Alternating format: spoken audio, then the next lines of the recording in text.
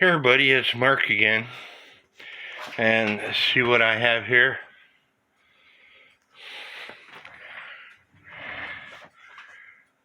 Two doors. Let me get some better lighting on the subject. Maybe that's better. It's got some damage here that I'm going to have to repair.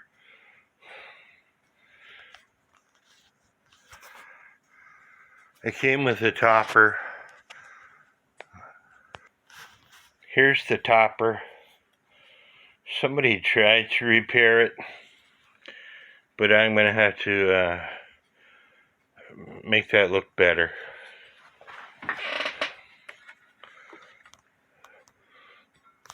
It didn't come with weights, and it didn't come with a pendulum. But let's turn it around. Here's the back door. Have you guessed what I got yet? Well, let me show you.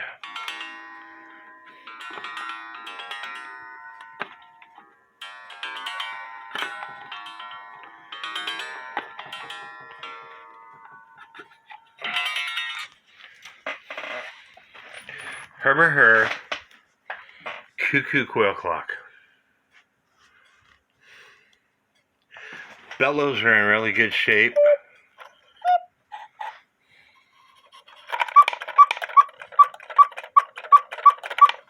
This clock was made in probably the 1950s. I'm going to take the movement out and clean it up. It has a single gong, but that's what I'm working on next. And possibly selling it to somebody who has been wanting a cuckoo quail clock. As with any clock repair, you want to start by taking the hands off. Because this is a Hubert Herr, it's going to have a square minute hand. You take the outside nut off, you take the washer off, and there's your minute hand. And then you can take the hour hand off. And it has a square arbor. And you have to release the birds.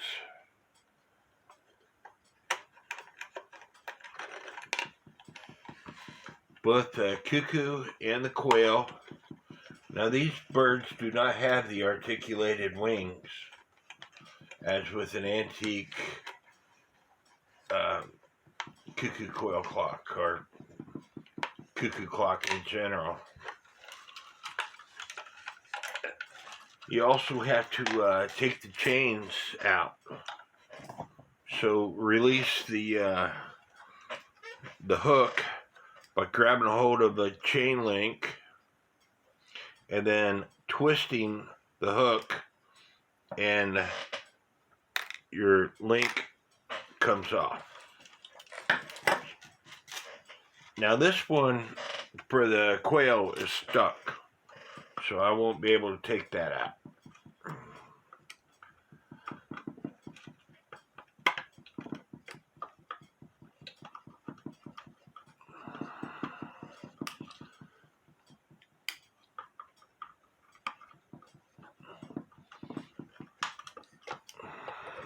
As for the time, now the link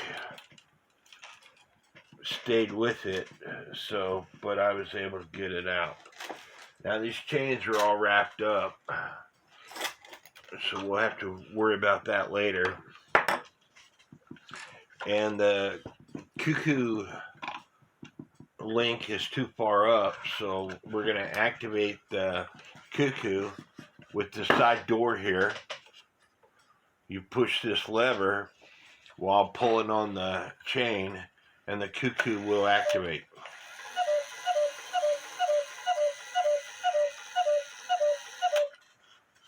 And now I can take the link off by again grabbing a hold of the link with a pair of pliers, giving the hook a twist. It opens up the link, and so hook and link.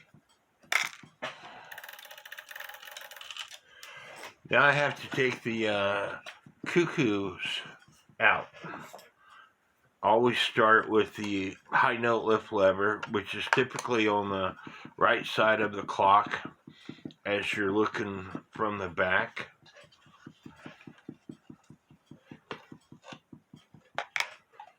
And once you got the screw out, you just take a screwdriver and stick it underneath the bellow and give it a twist, and the bellow will come off its nail. And always take a rubber band and tie one wire to the bellow. Now these bellows are in really good shape, and that way I don't get the wires mixed up in the process of repairing the clock. Now for the low note lift bellow,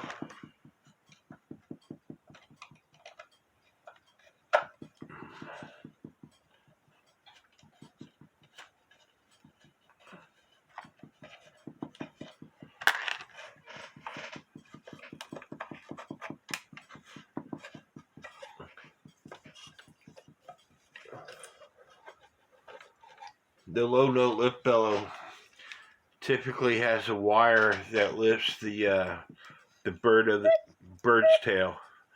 This wire might be too short, I'm not for sure.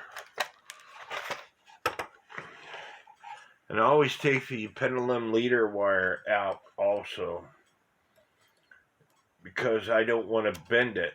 This pendulum leader wire needs to be as straight as possible.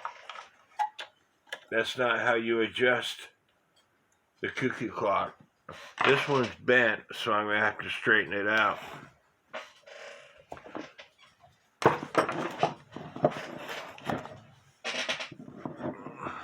Got my metal bar. Taking my ball peen hammer that I made back when I was in high school. Put it on the metal bar. Turn the wire as I'm tapping the wire with my hammer, and it will straighten it out.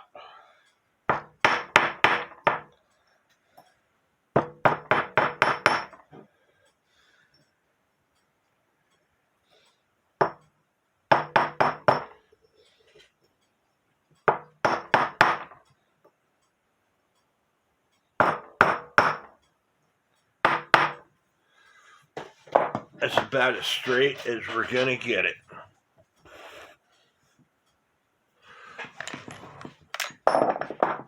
Next step is to unscrew the screws that are in the movement. There's 4 of them in this case.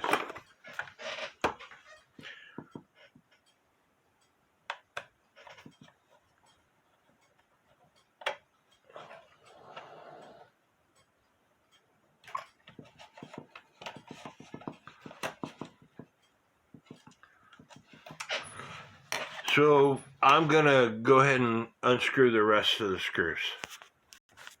Now I don't need to take the quail bellow out. It's not damaged. All I have to do is disconnect it from its wire. Now that I have it disconnected from the wire, I could take the movement out. And there we go.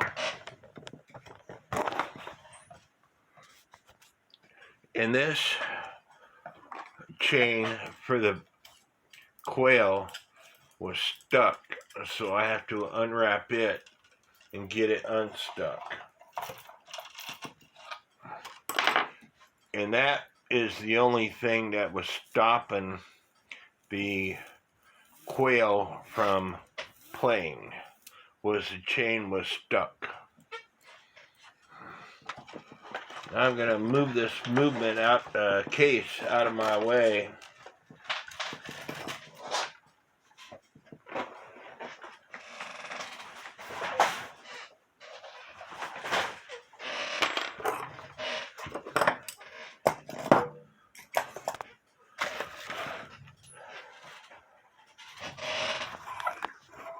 And I want to do a function test on this movement.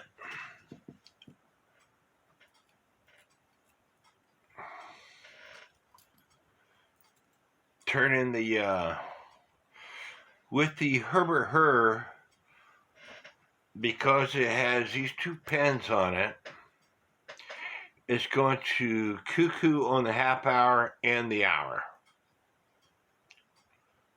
Because these two pins trip the cuckoo to play. And so I'm going to put some pressure on the quail, because the quail is what plays first. And I'm going to turn the minute arbor.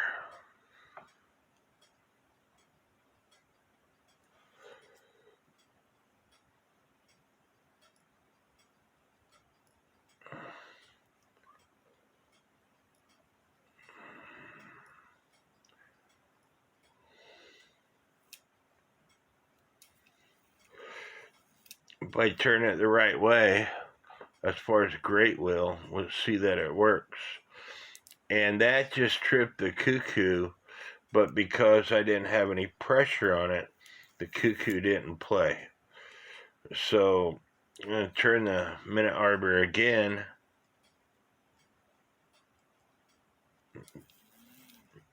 That trips the quail. Turn it again. This would be the hour. And I'm going to put pressure on the cuckoo side this time.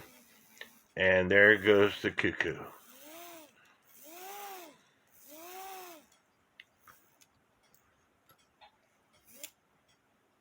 So it is working properly. Put some pressure on the minute wheel.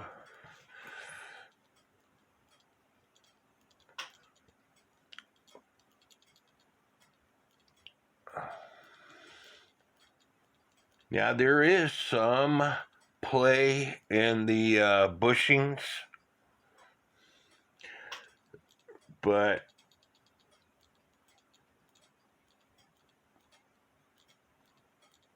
I'm going to have to put a weight on this and let it run to see if it runs before I decide that I want to put bushings in.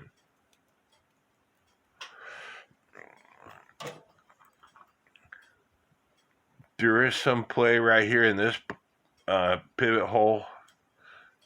As you can see it when I turn the wheel back and forth. There's some play in this hole.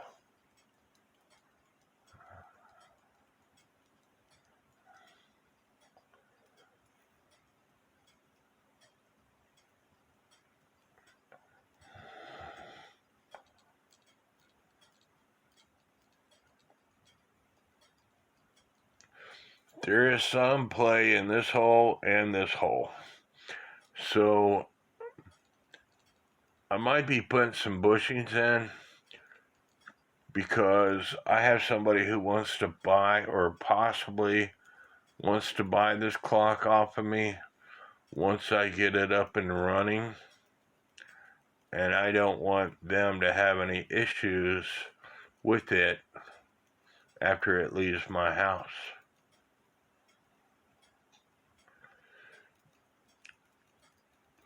So, I'm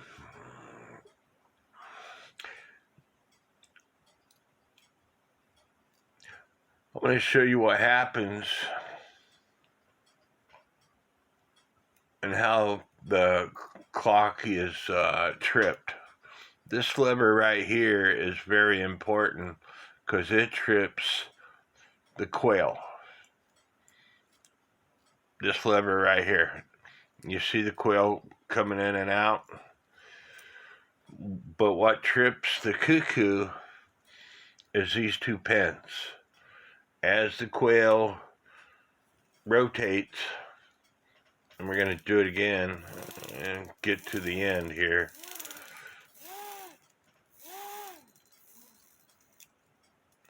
As the quail rotates, as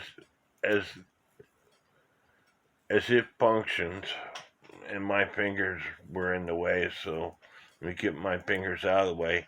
It stops, and then the cuckoo goes. That was just on the half hour. But anyway, these two pins trip the cuckoo. It's very important. This lever is what comes out, is attached to the lever that comes out of the count wheel, but this wire trips the cuckoo bird. If your cuckoo bird is not being tripped, it's because this wire is not pushing it far enough. So you might have to bend this wire to get the cuckoo out of the door. And if the cuckoo doesn't want to come back, it's because the spring right here is either broken or worn out, and you might have to put some tension in it to get the cuckoo to come back. Same way with the quail. This lever right here pushes onto this wire. As you can see, I'm pushing the wire, and the quail comes out of the door. This spring makes sure the quail comes back in the door.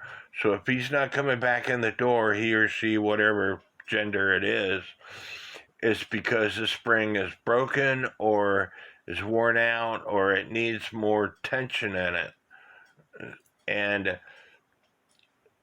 if it's not going out of the door, that's because this wire here is not bent enough to push this wire here so it goes out the door. And if it's bouncing back and forth, it could be a couple reasons. It could be this wire and this wire is not adjusted right, or, I mean, this lever here is too far away from this wheel. If it's too far away from this wheel, it could be bouncing back and forth just like that. So you might have to adjust this lever to touch this wheel as it does its thing. But as you can see, it's not bouncing back and forth. Same way with the cuckoo. And I'm gonna turn it around so it gets onto a long section.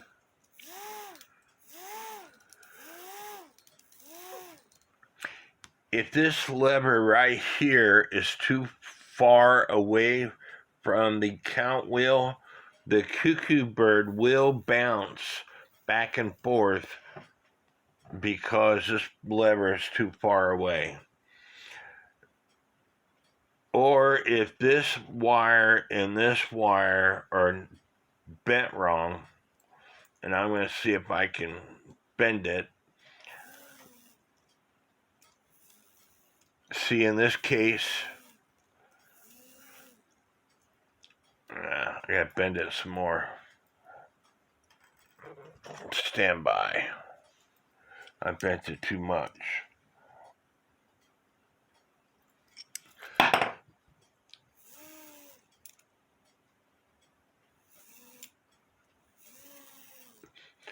See, in this case, it's not going out the door because this wire is too far away from this wire. So I got to bend it some more to get it closer to that wire.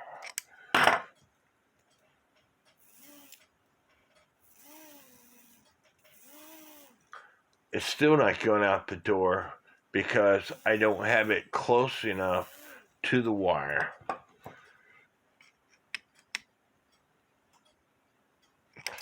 You just got to kind of play with these wires to get them to do what you want it to do.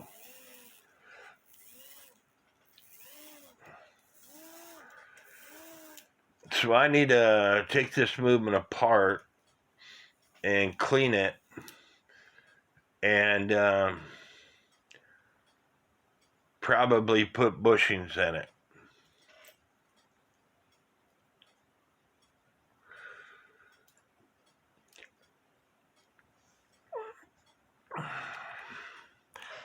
I want to point something else out. You see this tension washer that's under the minute wheel with minute pinion? If it's too loose, let me grab a hand. I have another video that explains everything I'm fixing to explain to you. But I like explaining things as I'm working on a clock. That way I get the point across. If your minute hand, as it rotates, is dropping, it's because that tension washer is too loose. If your minute hand cannot be easily turned with your fingers, that's because that tension washer is too tight. The way I do it is I put the tension washer on, then I put the minute wheel with minute pinion on, and then the washer that holds the hour tube on, and then I push down a little bit to make sure I can see that hole. If I have to push really hard to see the hole where that pen goes in, then that tension washer is too tight, and I loosen it up some. And the way you loosen it up some, it's got 3 fingers on it. Bend them down to loosen it up, bend them up to tighten it up. Again, bend it down to loosen it up, bend them up to tighten it up.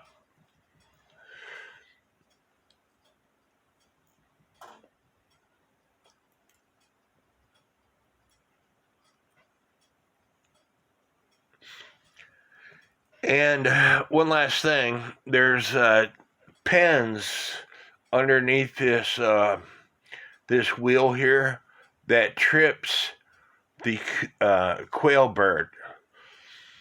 If as you're turning your hands and it doesn't exactly go off where you want it to go, you're going to have to adjust this lever right here that hits those pins.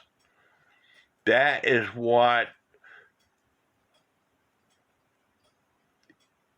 how you control where your hands go off on a clock like this. If you got it all back together and you turn the hands and the hands are off, I have a video that shows you what to do. You put the hour hand on, you put a square washer on. The reason why you put that square washer on, that square washer will not go beyond this tube right here that the hour hand goes on. And then you drill out, and do not do this for an antique clock. These are plastic cans. You drill out this square hole and make it a round hole for plastic cans. If you do that for bone hands, I don't know what to tell you. You need to take it apart for antique hands and adjust this to make it right. But for plastic cans, drill out the hole, put the square washer on, put the round minute hand on, then put another washer on, and it doesn't have to be a square washer, and then you put the nut on, and then as you rotate the hand and it's off, you loosen that nut, you put the hand where you want it to be, and then you tighten up that nut. The only other way to adjust the hands is taking the movement back out of the case and adjusting this lever right here to where it trips exactly where the hands trip, exactly where you want them to trip. I hope y'all are liking this video. Don't forget to hit the subscribe button because it's free to do so. And here is where it says Hubert Herr, Freiburg, Germany. And again, I'm going to estimate that this clock was made in the 1950s because it doesn't have the articulated wings on either one of the birds, and because it has a spot, these two pins, to make the cuckoo on both the half hour and the hour. Before you go to take the movement apart, you want to take pictures all the way around. Pictures are your friend, and you want to look at your pictures to make sure that they are good pictures. I already took the birds off, and I put a scratch right next to here on the left side of the cuckoo bird and on the right side of the quail bird. That way I know where to put them back. And I took the count wheel off. That way I can see the pivots. And I'm putting a scratch where it needs pivots.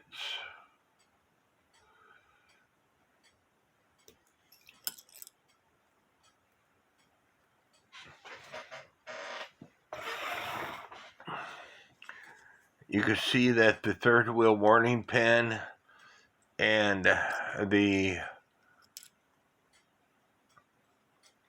second wheel to the great wheel both needs bushings. They got too much play in them.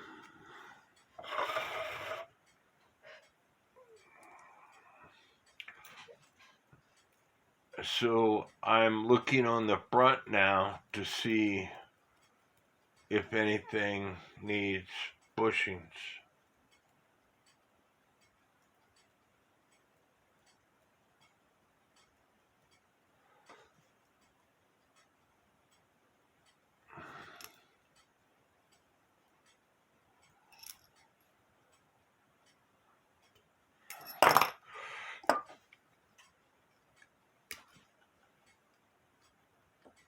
And you have to take the pen, the tapered pen, out of the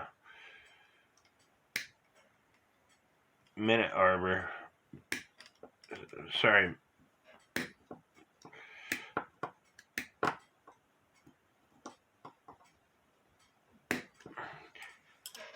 the minute wheel with minute pinion.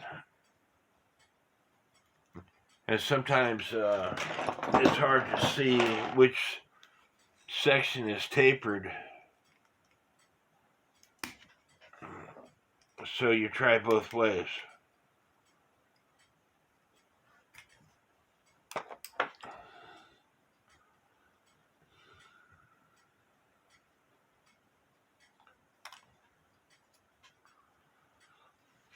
And there's the 2 pins that trip.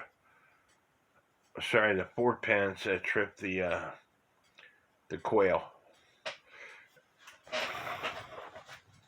And if your clock is working perfectly as far as the hands, except for maybe one time and then it's off, it very well could be one of these 4 pins are bent.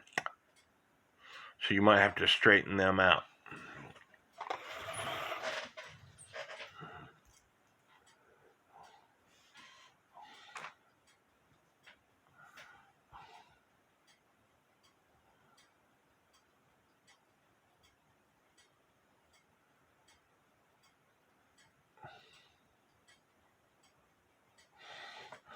The second wheel needs a bushing, but the escapement wheel is fine.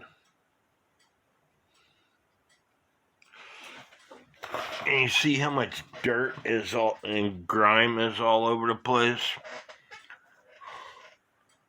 There's a lot of it. Looks like somebody used some kind of grease or something. Well, that's just excess oil. You also want to check to see if the ratchet wheel is working on all 3 wheels,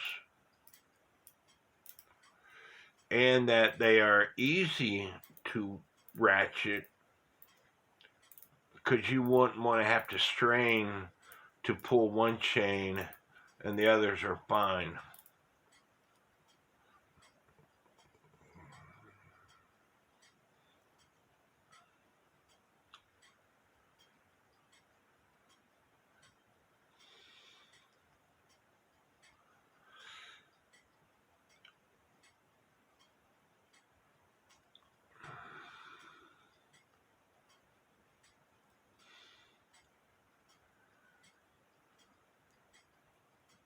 Well, I'm going to take this thing apart and clean it up. And so, and put bushings in.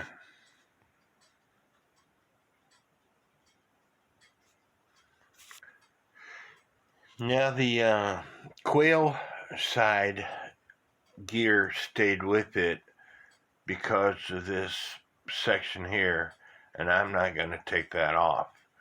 And the cuckoo side main gear stayed with it because of this pinion here, and I'm not going to take that off. And of course you have the birch and crutch assembly that always comes off when you take a movement apart.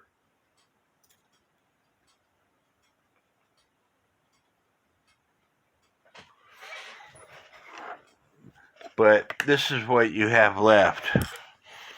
You have the second wheel, which has the cam on it on the quail side, which is activated by this lever right here.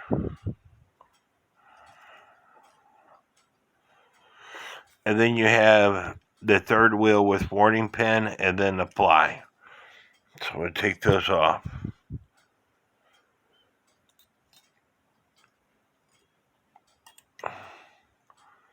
And then on the time side, you have the great wheel, the second wheel,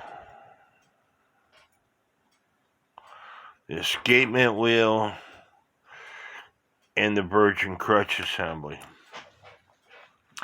And on the cuckoo side, you have this lever here that trips the cuckoo from those two pins that I was talking about, and it has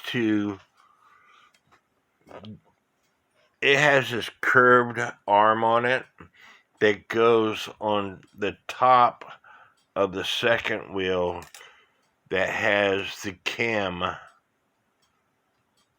on it. So the second wheel comes out, then this lever here,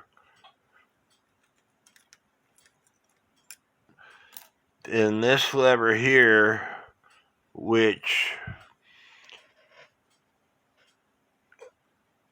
goes into the count wheel. Then the third wheel with warning pin, and then the fly. So I'm going to clean all these parts up and put bushings in, and then put it all back together. And I'm going to try out my new KWM reamers with the bushings that I bought. Those bushings will be the right size for this movement.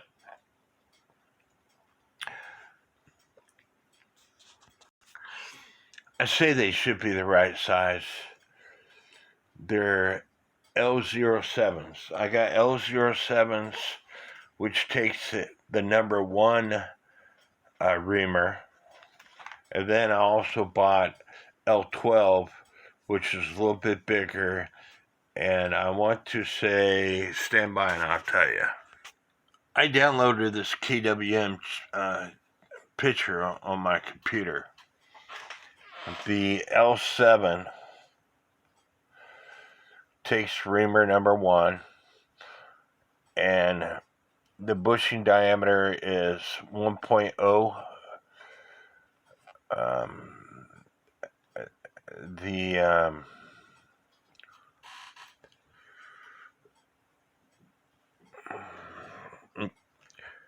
The height is 1.0, and the diameter is 1.2,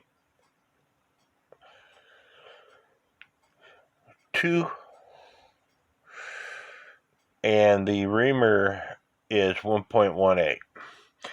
And then for the and the bore diameter is 0.8, and that's the center of the hole, which is what most cuckoo clocks are. And then for the L12, it takes the reamer number 2. The height is 1.4 millimeters. The diameter, the outside diameter of the L12 is 1.8, and the reamer diameter is 1.78. So those bushings should work for this clock. And I also have to do some casework. I think it happened in packing. They didn't do a very good job packing. So I have to glue this on, glue this bottom piece on, and then glue this piece right in here. So the first step I'm going to do is glue this piece on. And here I glued it, and I tied a string all the way around this, and then I took my hemostats, connected it to the string, and then twisted the string to tighten it up while it glues. It is a super Loctite glue. It only takes a minute or so for it to tighten up or to dry, but I'm going to leave it there for longer, that way I know it's dried. And whatever you do to the front, you also have to do to the back. Again, hemostat, tighten it up. I got this clamped to hold my hemostat where I want it. So I'm going to let it dry and go to the next step. And the topper is what needs the most attention, because they did a pretty crappy job of repairing this. So I'm going to add some more glue to it, put these hair ties around it, let it set, and then clean all this off and hopefully blend it in afterwards. So I got the movement all cleaned up, and now it's time to put bushings in. And T,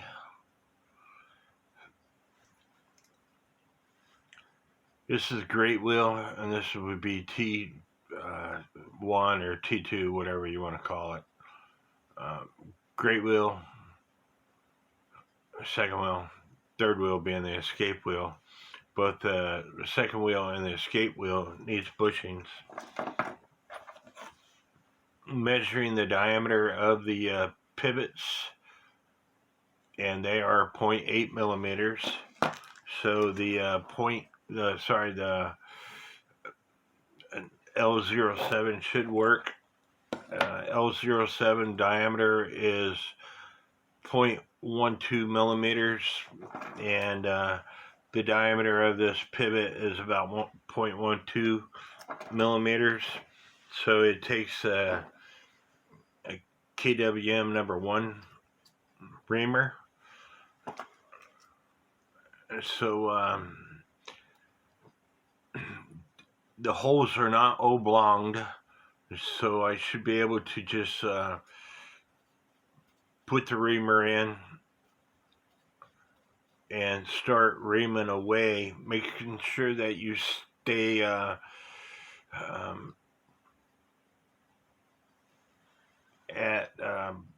making sure that you stay straight in the hole,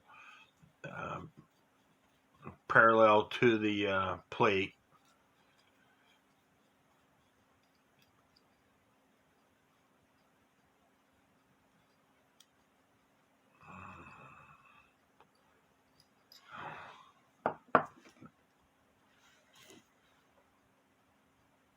I'm going to check that again. I did go all the way through. So I should be able to get out a bushing and push it in that hole. Now these bushings are extremely small. I have 2 of them in my hand here. I'm going to put one up here, and hopefully I can find that later.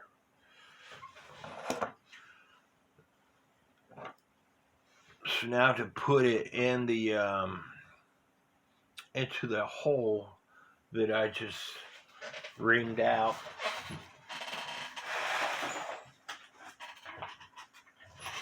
I'm going to use my sockets.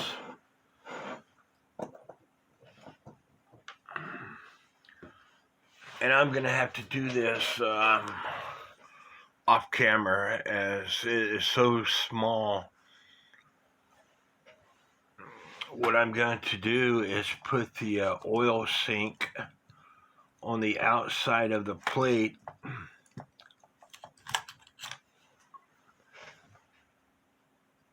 but put it from inside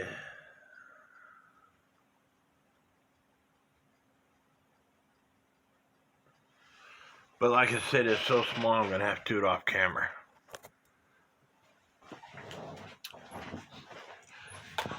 Now, I was able to get a bushing in. I lost 2. My sister got me a robotic vacuum cleaner for Christmas, so hopefully it'll find it. I swept my floor. I couldn't find it. But now you have to broach out the hole for the pivot. Now this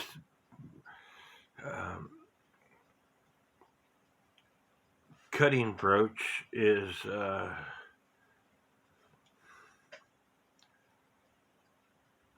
0.8 millimeters in diameter. And the even though the hole is supposed to be 0.8 millimeters in diameter, it's not.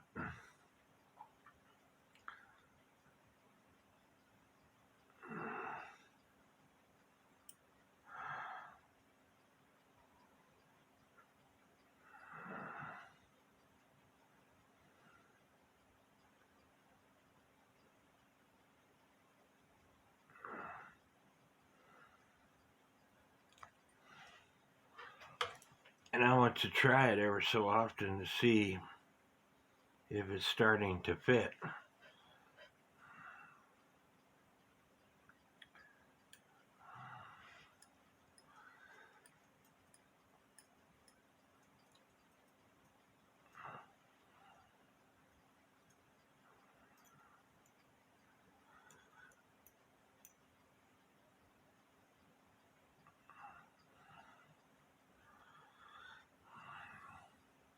As you can see, it's almost halfway through. It'll go really fast now.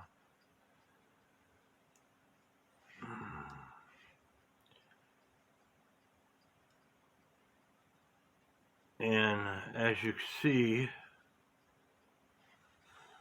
what was left of the bushing came off on my cutting brooch. So am I impressed about the KWM reamers? So far, no. Stick it back in there.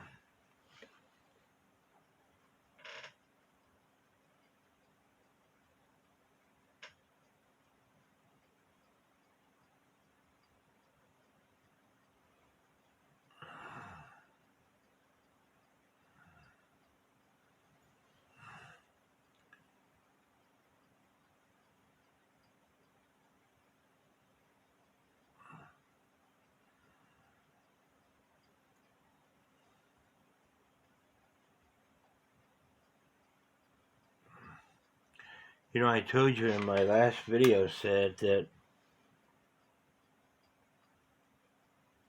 using this brooch is supposed to be perfect for the size of reamer that I selected.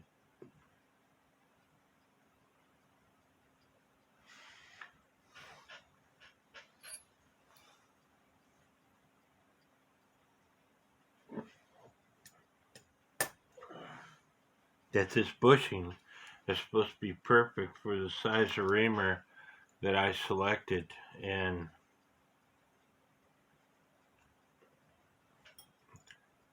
there it is. Now to put the plates together to see if it's going to work properly. As you can see, I got the plate together, testing this wheel, and it spins properly. There's plenty of inch shake. So on to the next bushing. I might have this wheel upside down, but it doesn't really matter. You just want to check to see if there's enough inch shake, and there's no more pivot wear in that bushing hole.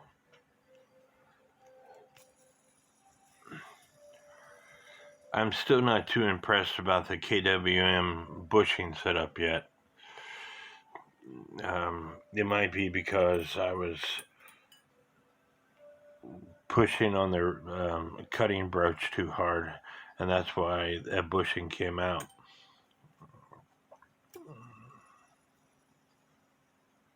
Anyway, on to the next bushings. You know, I understand that when you put a bushing in, that you could smash it in a little bit, but I'm not impressed with these KWM setup. This is reamer number 1. This is L07. In accordance with the diagram, it takes reamer number 1. And when I'm putting these bushings in, they go in kind of too easy. And I'm doing it by hand, not using my drill. And then because the inside diameter is too small, and I'm going to show you again.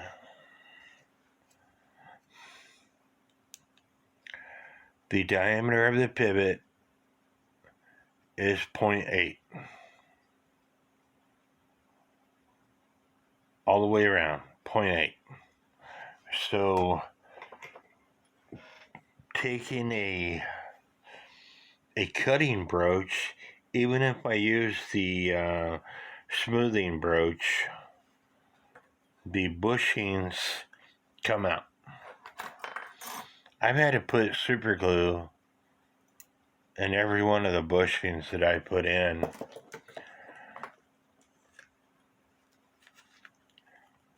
It's not a very good system if you ask me, because these cutting broaches for $10, $15. This reamer set was $105. Yes, I only have to use one tool versus several tools, but when I was doing it with the cutting broaches,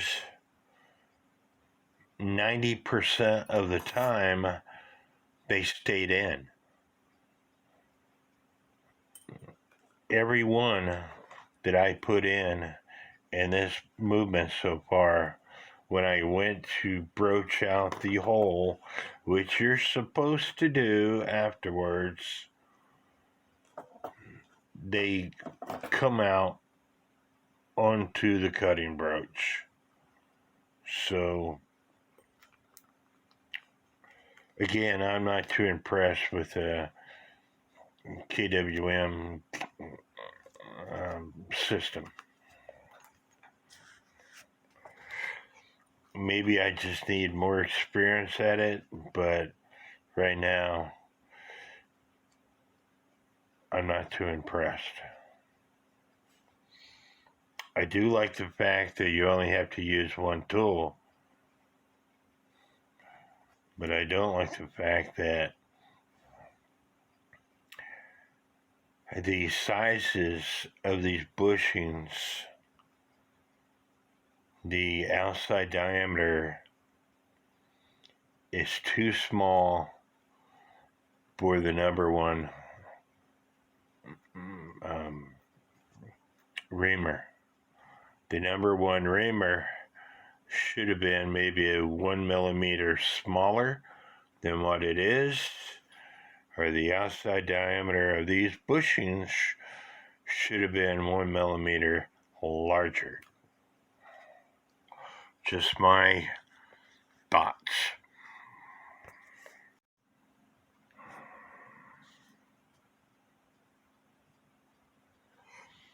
It was a bugger, but I managed to get the movement back together. I did use a L12 KWM bushing, which takes a number 2 reamer. It seemed to work better. I got most of the movement back. I still got to put the count wheel on the cuckoo bird post and the hour tube, minute wheel, hour tube, and the minute wheel with minute pinion. But doing a function test.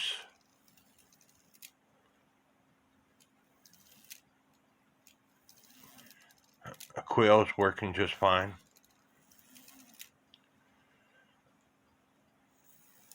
And the cuckoo works just fine.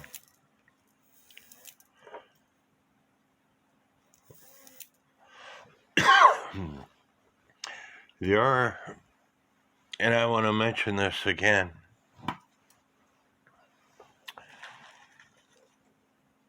this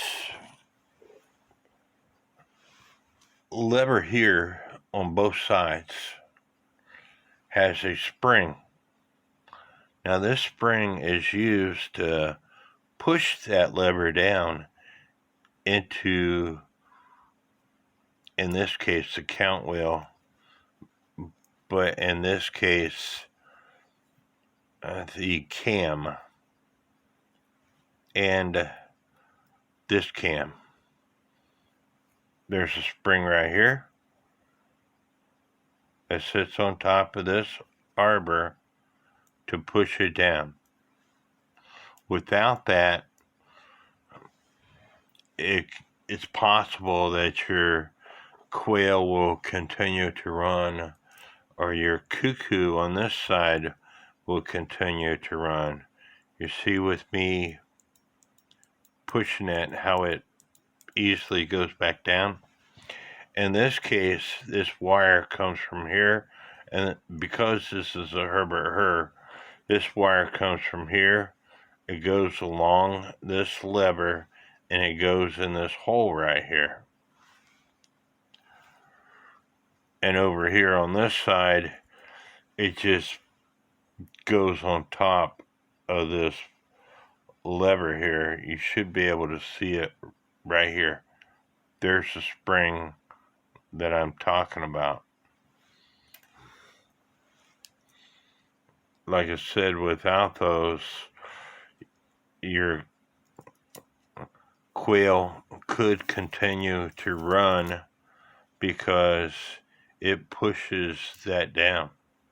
You see, when I let go, it's got some force behind it. The quail has got some force behind it too. That's because I tightened the spring up and stuck it underneath that screw to tighten it up. And I would do the same thing over here on the cuckoo side when I put that post back on. The reason why I left this stuff off is because I had to oil the movement, and with that stuff on, you can't get to some of the pivot holes.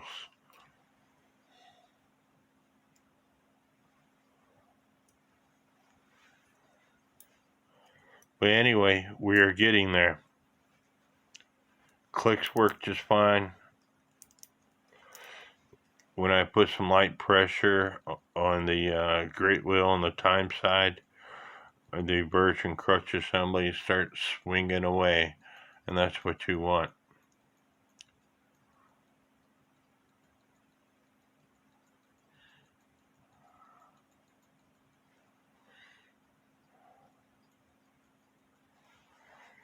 I hope you are enjoying this video set. I also want to mention the purpose behind the cam on both the quail and the cuckoo. On other movements that I worked on, the cam, top of the cam, or the top of the Pac-Man's mouth would go toward this lever to stop it in motion, such as that way. But in this case, it doesn't. It goes away from the lever, and the third wheel warning pin is what stops it from continuing to do its thing. The third wheel warning pin, you should be able to see it right here. If I get my fingers out of the way, you should be able to see it right here. The third wheel warning pin is right there, and it's hitting the brass lever as it stops. There's the third wheel warning pin up in the air, and when I turn it the right way, it hits that lever. So the purpose of the cam, the Pac-Man's mouth, is to allow this lever to drop.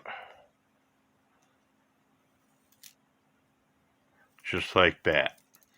It's the only purpose of that cam on this movement. Same way on the cuckoo side. The cam is going, I'll make sure I'm rotating it correctly. The cam is going away from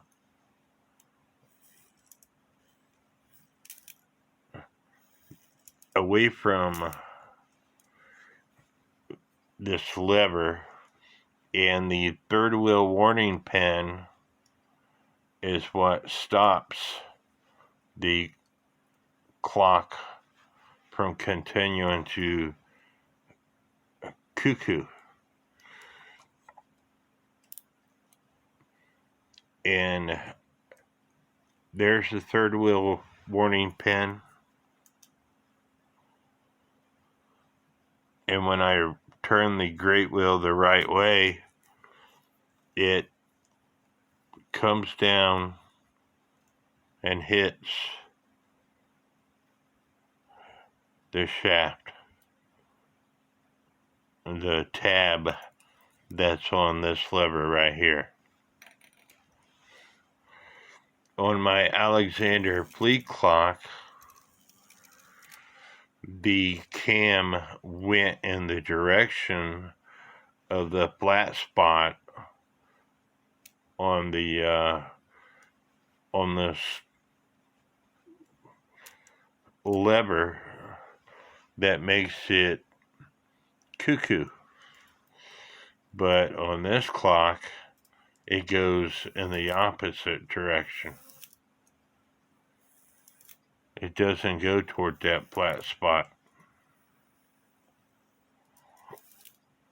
So the only purpose behind the Pac-Man in this case is to allow this lever to drop down into a cutout of a circle.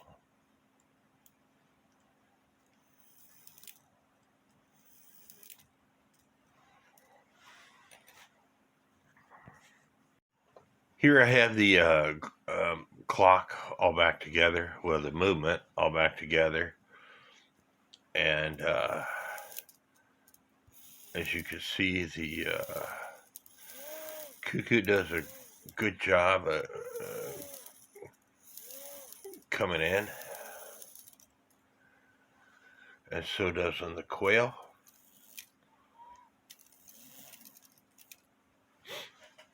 And I have the wheels on here, but I was wanting to show you this movement this movement right here, in which it takes 420 grams of weight. Now, I have to show you this. Let me get to it.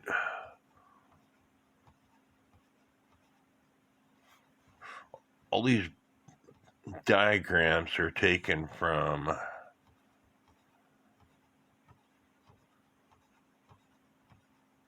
that book, and I have to show you that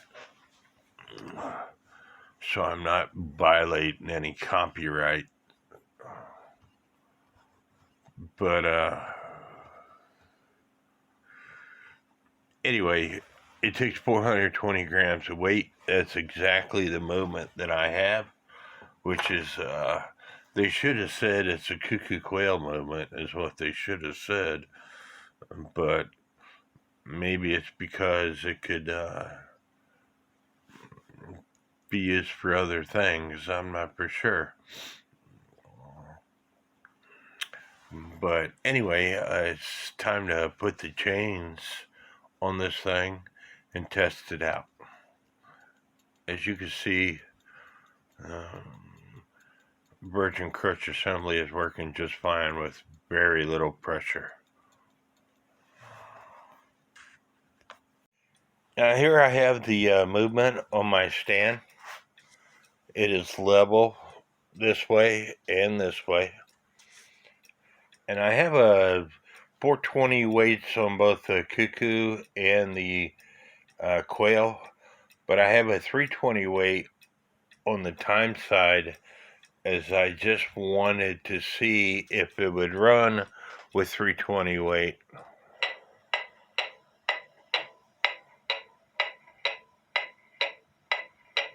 And as you can see, it's running just fine. Tripping the hands.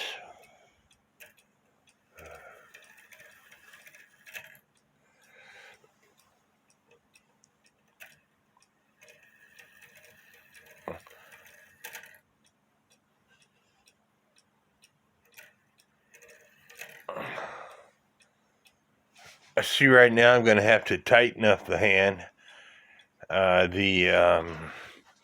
The suspension spring under the minute pinion, because the hand is dropping.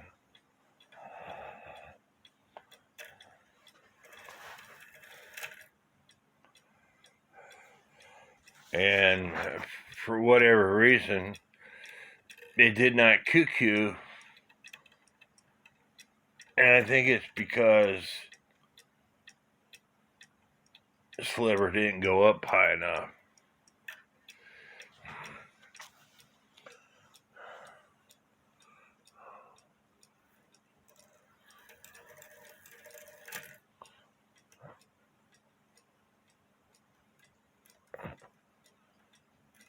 I'm going to have to work on that.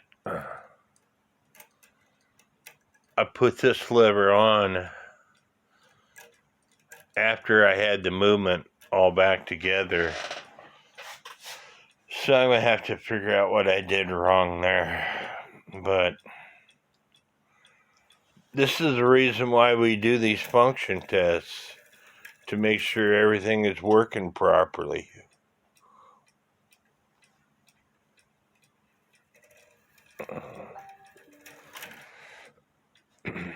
I have to bend the lever so it's closer to the bird.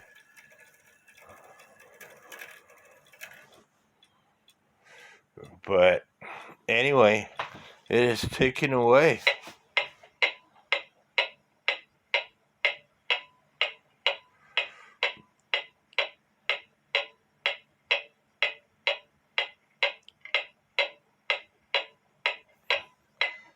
If I were to take the pendulum leader off, pendulum off, and put my finger in front of the pendulum wire here and let it bounce off, I need to do some adjustments because it should continue to tick. So I got it bent too far. It only takes minor adjustments.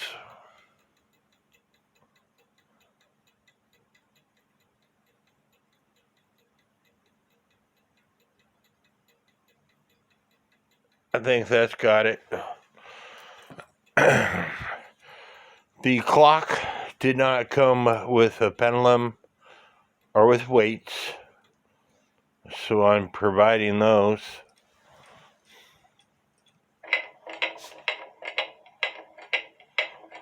I gotta wait for the pendulum to settle down.